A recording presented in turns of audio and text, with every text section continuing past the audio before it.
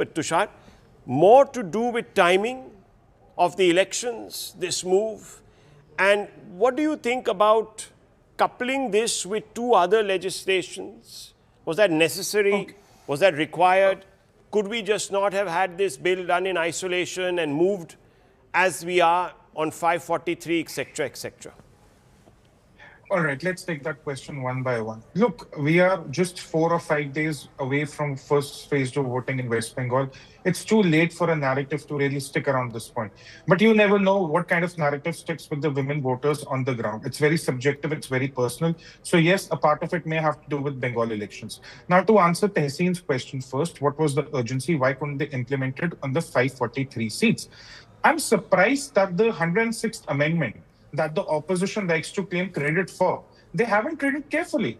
The 106th amendment clearly says that there will be an insertion made to Article 334, which makes it compulsory for delimitation post-2023 census for women reservation to be applicable. True. Now, the NDA actually was saying, let's forget the post-2023 census. Let's go for the 2011 census and have delimitation on the basis of that. And that formed the basis of the first 131st Amendment. So actually, the NDA was showing far greater urgency than the opposition of this country. So Tehseen, I hope that answers your question. No, it doesn't. Point number three, Rahul. Point number three, Rahul. Yeah. Okay. No, hold on. Point number three, Rahul.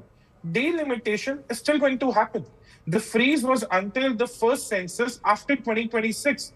Now that the 131st has fallen apart, the constitutional framework takes over. Once the census after the 2026 comes into play, all the government has to do is form a delimitation commission enacting an act with a simple majority, mind you, not a special majority, a simple majority, and then they can redraw and redistribute the 543 seats on the basis of population.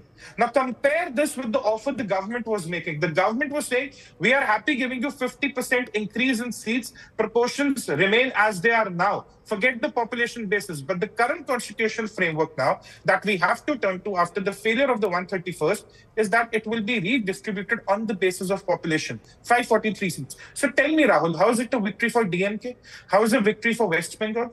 The states that are overrepresented will have to see a loss in seats. The states that are underrepresented will have to see a gain in seats. So in summary, the Congress has actually scored a self-goal for a lot of southern states, starting with Tamil Nadu and Kerala.